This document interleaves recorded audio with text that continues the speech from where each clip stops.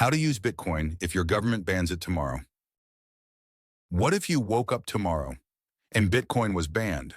Not just restricted, not just frowned upon, but outlawed completely. Imagine opening your favorite exchange only to find your account frozen, your coins inaccessible, and headlines screaming, "Government bans Bitcoin overnight." What would you do? Would you panic, sell everything for pennies, or disappear quietly into the digital underground?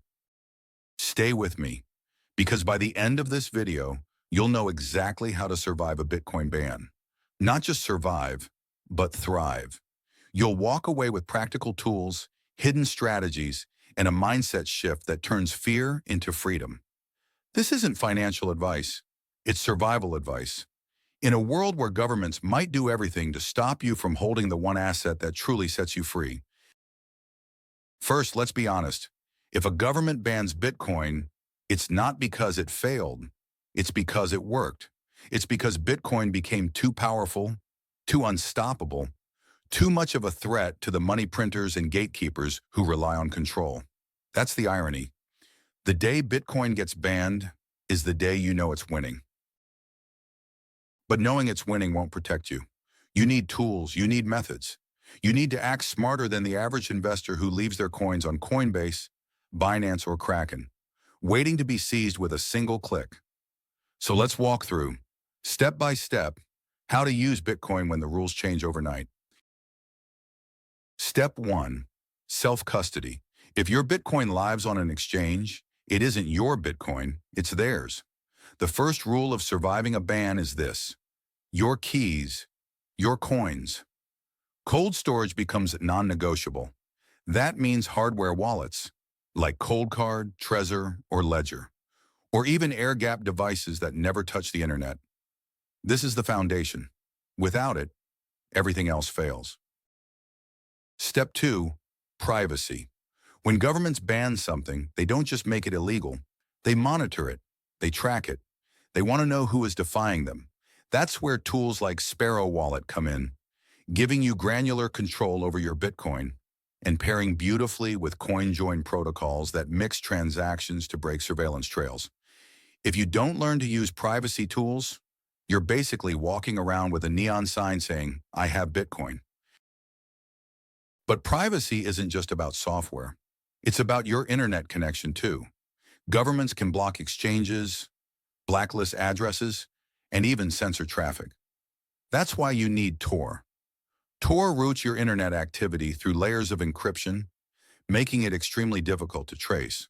When paired with Bitcoin tools, Tor turns your transactions into whispers in the dark, nearly impossible to follow. Now, let's address the emotional side. When governments ban something, fear spreads faster than the news itself. Most people panic, sell at a loss, and convince themselves it was all just a fad. But here's the reality. Bans don't kill Bitcoin. They make it stronger. History proves it. China banned Bitcoin again and again, and still, adoption grew. Nigeria tried to crush Bitcoin, and yet peer-to-peer trading exploded. Every ban is gasoline on the fire. So the question isn't if you can survive a ban. The question is, will you be prepared? And preparation means thinking ahead before the ban comes. Because once the headlines hit, it's already too late to set up your defenses. Let's talk about transaction strategies. If you want to spend Bitcoin under a ban, you can't just send it like before. That's where CoinJoin comes in again, breaking links in the blockchain, making your coins look like everyone else's. Think of it as camouflage, blending into the crowd. And when paired with Sparrow Wallet, you don't just send Bitcoin, you send Bitcoin that can't be traced back to you. Another layer of defense is communication. If your government bans Bitcoin, they'll likely also ban on-ramps, off-ramps, and information sources. That's why peer-to-peer markets become essential. Platforms like Bisq, decentralized, censorship-resistant, allow people to trade Bitcoin without central servers. And when used with Tor, it becomes a lifeline to a parallel economy. Now picture this scenario. Your government bans Bitcoin, banks shut down withdrawals tied to crypto, Exchanges lock accounts, and yet, in the shadows, an underground economy emerges. People start trading peer-to-peer. Merchants quietly accept Bitcoin, but only through private wallets, never through public processors. This is how revolutions begin, not in headlines, but in whispers. But whispers alone aren't enough. You'll need resilience. That's why cold wallets matter so much. Because even if your internet is shut down, even if exchanges vanish, your private keys still unlock value.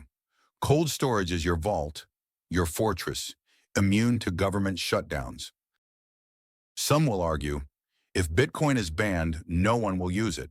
But let me remind you, banned things don't disappear. They go underground. Alcohol during Prohibition, gold in 1933, books in authoritarian regimes. The black market becomes the free market, and those who prepare early thrive. Now let's talk about movement. Say you want to cross a border, but your government bans Bitcoin. What do you carry? Gold? Cash? Both can be confiscated, but Bitcoin lives in your memory, in 12 or 24 seed words. You can walk across any border with millions in wealth, and no one can stop you, unless they can read your mind. This is where the story becomes not just practical, but deeply emotional. Because a Bitcoin ban isn't just about money, it's about freedom.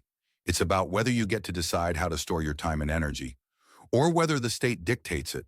And that's why learning these tools isn't optional, it's survival. Now, imagine two types of people in this scenario. The first type panics. They kept their coins on Coinbase. Their funds are frozen. Their dream is over. The second type smiles. Their Bitcoin sits in cold storage. Their transactions flow through Tor. Their privacy is intact. Their wealth is invisible, untouchable. Which type do you want to be? Let's recap the survival kit.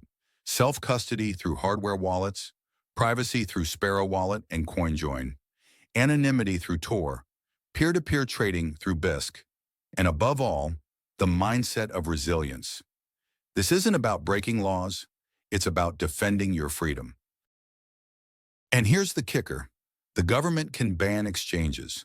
They can ban companies. They can even ban themselves from touching Bitcoin. But they can't ban math. They can't ban code. They can't ban 12 words stored in your mind. Bitcoin lives where no government can reach, inside the unstoppable force of cryptography itself. So the question is, will you be ready? Or will you wait until it's too late? Because once the ban comes, panic sets in and the unprepared are left behind. But you're not like them. You're learning now. You're building your fortress today before the storm arrives.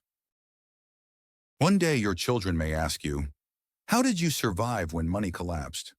What did you do when governments tried to ban freedom?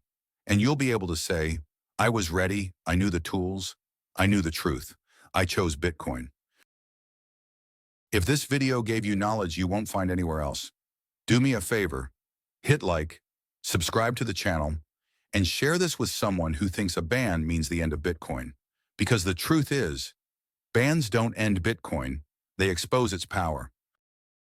This isn't financial advice, it's perspective. Perspective built on history, on censorship-resistant technology, and on first principles. Bitcoin isn't just money, it's the exit door, the lifeboat, the plan B that governments can't touch. So remember this, if your government bans Bitcoin tomorrow, it isn't the end, it's the beginning. Stay prepared, stay private, stay free, because when the dust settles, when the fear fades, Bitcoin will still be here, and those who held on, those who prepared, will inherit the future.